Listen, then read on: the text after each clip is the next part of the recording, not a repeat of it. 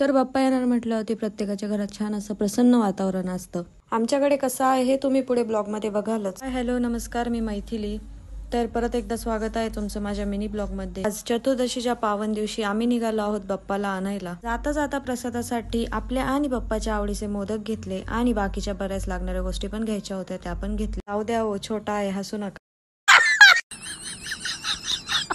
आणि छान असं वाजत गाजत बाप्पाचं आगमन झालं।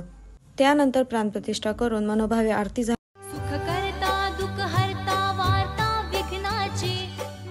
आणि प्रसादाला हात पुढे केले। आणि हे बिचारे तर प्रसाद खाण्यासाठी अख्खी आरती होतपर्यंत उभे राहतात। एक घर झालं की दुसरं घर। पण असं केलं आहे का मला नक्की सांगा कमेंट बॉक्समध्ये। मी ना पोळ्या तर खात नाही, पण उपवास सोडायचा होता त्यामुळे आज एक खाल्ली, कारण खूप झोप येते। माझं जेवण होतपर्यंत तुम्ही बाप्पाचे दर्शन घ्या आणि ब्लॉग आवडला असेल तर नक्की फॉलो करा। गजानना श्री गणराया आधी वंदू तुझ